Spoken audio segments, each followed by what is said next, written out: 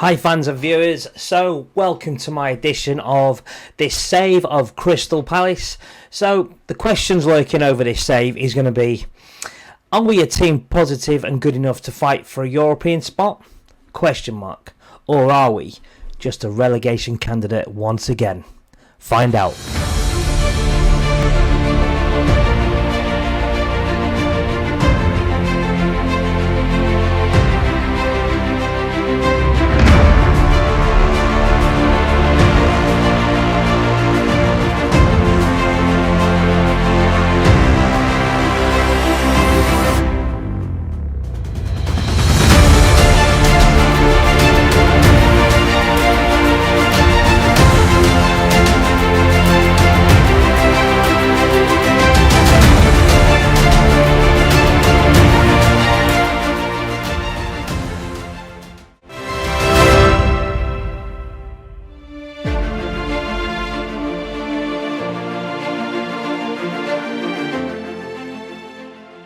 Hey guys, and welcome and thanks for tuning in on this Crystal Palace save.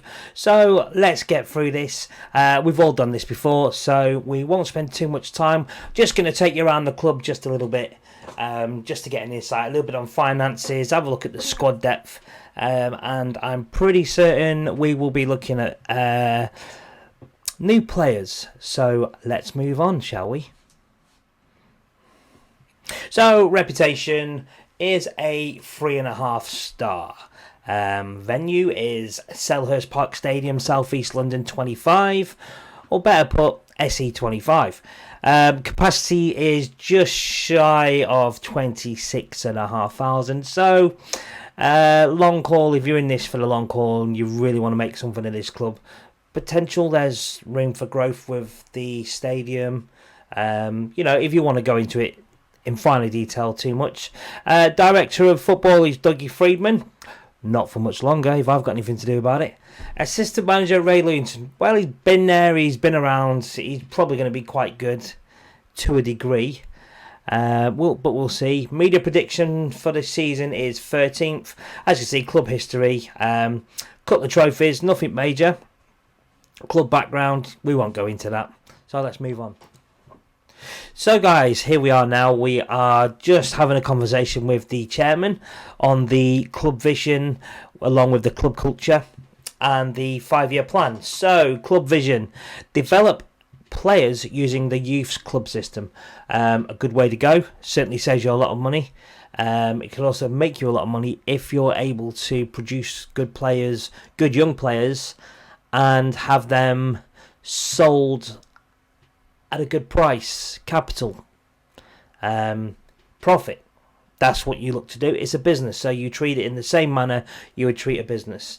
Play counter-attacking football. Well, as I said earlier in the video, that's just the way I like to play football, is counter-attacking. I like to sit back, suck them in, and hit out on the break. So, again, that sort of football will want me to personally sign players with pace, particularly, certainly on the break. So, we'll see what we can do with that. We'll look into that. Sign players to sell for profit, we've just touched on the 5-year plan. Work within a wage budget. Well, you'd be silly not to, for starters. If you can show that you're good on a wage budget, profit margins are up, then and you're at least round about where they want you to be in the league, I think you'll be safe in a job. However, with this Crystal Palace team, I'd like to think, on paper, you can push maybe constantly in the top 10. Who knows? Who knows? So their Premier Division this season is a mid-table is required. The FA Cup is reached the 5th round. Personally, I think that's quite high for a team like Crystal Palace. I think they might be punching above their own weight there with that, because there's some good teams when you get that far. And to have a squad good enough to compete in the Premier League week in, week out, in the FA Cup, and along with the Carabao Cup, will be quite a hard task. So we'll see. Carabao Cup is reached the 4th round as a minimum. Once again, we've just touched on it with the FA Cup. So potentially, we may need a little bit of luck along the way, but we'll see. And finally, grow the club's reputation. Well, that's fair game. I'm happy for them to suggest that and maybe do that. So Okay, let's have a look. End of season, the following season, my contract expires. So hopefully I will be working towards an extension, re-signing another hopefully a long-term deal, but who knows what happens in this funny game of football. Work towards recording a Premier Division top half finish. Once again, we've touched on it. So and again, grow the club's reputation. It spirals all the way down through to the end of the 5th year. So basically, as far as the chairman's concerned, certainly as it stands right now, not much more desire than a top half finish. So maybe that's the chairman thinks they're punching above their weight with that. So anyway, all right, we know what we're all about, so we'll move on. So guys, plenty to talk about on the transfers ins and outs, so let's get straight to it then. So if we go to transfers, transfer history, first one, the first signing you'll see we've made there's a long list. So the first one we've done is Adama Traore, should we say. So signed him from Wolverhampton Wanderers for 19.75, I do believe. Let me just confirm that. It's probably 19.5 million. So we signed him for 19.5 million. As I said earlier on in the video, I needed a player with acceleration and pace to carry the ball up the field, high up the field. So I think he will be able to fill this gap and be able to do this. So Adama Traore is the first player in. So this will bring us swiftly on to our next. Needed a striker. Needed several strikers. So I'm not sure how you say his name, but Amini Guyori. Guys, viewers, anyone out there, if it's wrong, please correct me. So currently 2.5 star ability. Potential 4.5 star potential. So he's 19 years of age. I signed him for 11.5 million. Now, not a bad bit of business for a 19-year-old. Yeah, of course, there's a 30% sell-on clause. The kind of thing you expect with when you sign a young player. So, exciting times for this player. So my next signing, I went for experience. There he is, as you can see, Mario Gomez. All right, he's 34 years of age. He can do a job. He's been around. He is. So I signed him on a squad basis. I signed Guyori as my main man, but he's only 19, so there's a lot of weight on young shoulders. So I've brought in Mario Gomez to sort of nurture him, help him out a bit more. I'm actually going to put a tutoring on for him. And see if he benefits and maybe progresses quicker with Mario Gomez there, because really there wasn't anyone experienced enough at Palace to learn from. So I brought in Mario Gomez for a 1 season deal. However, there is an option for a further year pending. So I felt he was a good little bit of business. So I brought in Mario Gomez.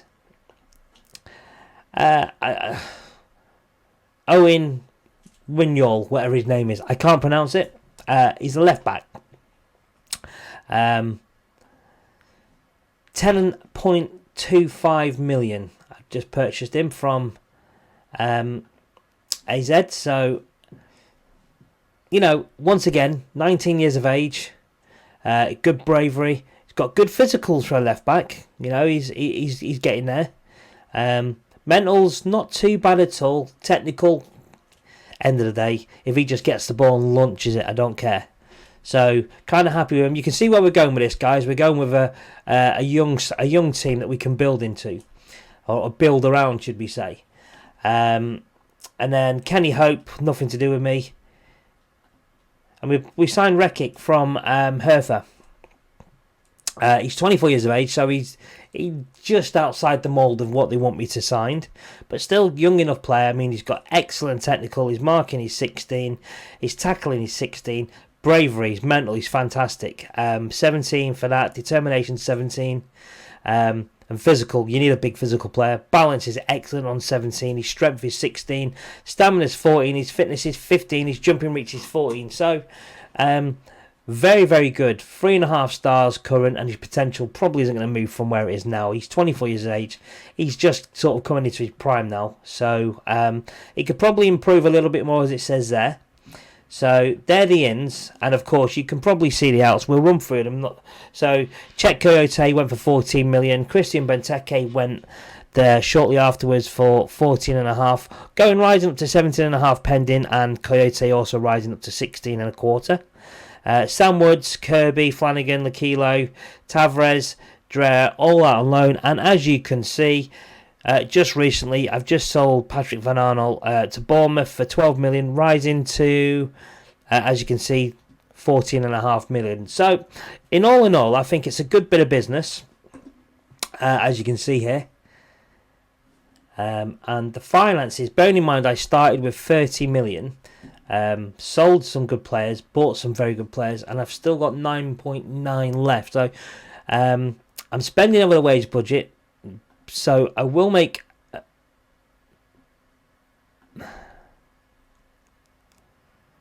Oh, I didn't do enough to that. So I will make. There you go. We'll do that. So we're well within now. So I don't plan to sign any more players. A few more I could have got. I did decline. I won't talk names. I think it's wrong to do that. So we currently now have what I would call a very, very good squad. You know, built on what we had before. Maybe I could have built a little bit more on the midfield, but I think we're quite strong there. A lot of my play this season is going to revolve around this player, is Riedeveld. So he's down as a fullback, but he can play the DLP here so well. As you can see, he's improving, he's getting game time, he's improving, he's playing well. He's 22 years of age. I'm going to focus him on playing this position. And I'm going to move Luka Milivojevic, who would normally play that role. I'm going to move him up here because I think Luka Milivojevic, he's sort of, what is he now? He's 28 years of age. So, you know, his attributes, don't get me wrong, they're good. I mean, look at his physicals. His physicals are great. His mentals are fantastic as well. He's valued at 27. I've no intention of letting him go, but I can play him here as a ball winning midfielder, or even the box to box. Not sure where we're going to go with that, but I think that's going to be his role. And so you can see how I've got it set up. This is probably as near as my starting 11 for the first weekend. Bear in mind, I've got Wilfried Zaha to come in yet. He's not played any games in the pre-season. He's been on holiday. He's been away, so he spent no time with the squad. Need to get him integrated progressively. We don't want to throw him straight in because we'll get injuries, and we can't afford the injuries. So this position currently will be for Schlupp and Townsend to fight out. This is Traore's hands down all the way. But once Wilfried Zaha is back, I feel he will be the inside forward without any shadow of a doubt. And then I think my three will be Wilfried Zaha, Traore, and Guillore or Gomez. One or two with Connor Wickham on the bench backing him up. These two here. This is how it's going to be. It's just this one. Do I put Max Meyer in there when he goes there? So do I put Max Meyer in there? The potential on this player is, I mean, he's valued at 24.5. All right, he's not playing that well at the minute. He's 23. His potential. Look at his potential ability. That's if he's played there. However, if he's played there, he can play as an AP. Maybe that's probably the way to go. Maybe if I play him I'm only playing on a support duty. I could try that, and that would fill this gap here, potentially. So maybe that's our... okay. So if we're to do that and we're hit on the break, all right, we're going to be left with this 7. Because they're on defensive duty, he's on defensive duty. He's going to be floating around here and getting back. So, yeah, I feel that'll be a good 7 at the back if we hit on the break. But we're not going to play deep. We're going to play deep. We're going to invite the possession against us. Invite them on. And the idea is to hit them on the break. But if you see this is how we're looking to play. Rather than play up there, I'm squeezing it in here. So that when we do break, Traore, Wilfried Zaha, we've got pace. Is what I'm looking at. I'm looking at the pace to break. And then, of course, Traore. Alright, I don't think his pace is great. Let's have a quick look at him. So his pace is 13. So, but he's playing as the advanced forward. So he's not exactly playing a poacher role. So he will do good. We hope. Okay, so let's move away from the tactics. You see now we're going to play. We're playing cautious. It's only ever going to be cautious or defensive unless we're really chasing the game. But if we're chasing the game, it's clearly because we're not good enough. And I don't want to get into a game where we start overpiling, overthinking tactics for the sake of a game. One player I've missed out, and I do apologise, is Jordan Ayew. I think that means I will be selling Connor Wickham. Jordan Ayew's only played one game since he come back, so he will probably find himself on the bench more often than not. Certainly he won't be starting as many, so I have a feeling I've got to try and keep people happy. He won't be too happy, and he may decide he wants to leave come January. If that's the case, that's the case. Trying to build up Mario Gomez's fitness. I'm actually going to put Connor Wickham on the I think he's already on the transfer. Let me set him. Yeah, I'm going to transfer list him. He's not available for loan, and he can go. So there we go. So moving on. Let me go through our friendlies, so you can see for yourself there.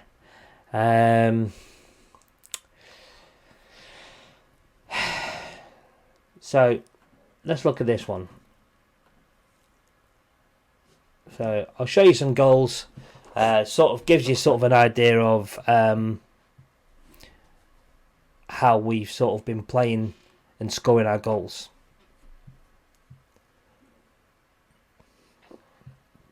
I won't give commentary. You can see for yourself. Oh, of course, you can see how we can see goals as well. So, as promised, I said I'd show you a few goals, a few sort of patterns of how we're playing. So there's our new signing, Gore, scoring his first goal there for the club. I actually think he scores 2 in this game. This is another goal. Defensive mistake, as you can see. Nice to see that his composure. It's hard to get strikers with good composure on the game, I find, in one-on-ones like that. So I feel FM has really sort of lifted that this season, or this year, with this sort of composure. And then Jeffrey Schlupp there, firing a volley. So there's one that was good to show. I tell you what, we'll go on to a 2-0 one, do we? I tell you what, we'll go on this one. I'm trying to show you the ones we've scored goals, because it's pointless showing you the ones we haven't. So we're just going to watch the goals yet again. Alright, we won 4-1 against a poor opposition. This really was the first major run out for most of the, well, certainly the new signings, the left back. There's Riederfeld there, just holding his position, holding the play, supporting. Excellent ball through for the first goal, which is again from my centre half, which is who I just signed, Rekic. I signed him as a ball playing defender. Sometimes every now and then you're going to need defences or defenders that can split defences with them sort of balls. So he was the reason why. Well, that's another reason why we signed him. I just feel Mamadou Sakho makes too many errors, so I'm looking to get him out of the club, if I'm honest, in a polite, nice way. I don't upset him or upset the other players. So good reverse ball from Patrick Van Aanholt, who has now moved on, gone to Bournemouth. So there you have it, guys. Just a few examples of how we're trying to play. Here's an example of how not to play by conceding a goal, clearly. Not the best thing to do, but, you're going to concede goals. So we'll come away from that, and this will bring us nicely on to our first home game of the season, which is away, and it's televised, and it's to Watford. So fans and guys and girls and viewers, I hope you come and join me for episode 2 on this save. And what we will do, we will play the Watford, the Southampton and the Sheffield, and I think we'll get the draw for the Carabao Cup as well, which we'll see.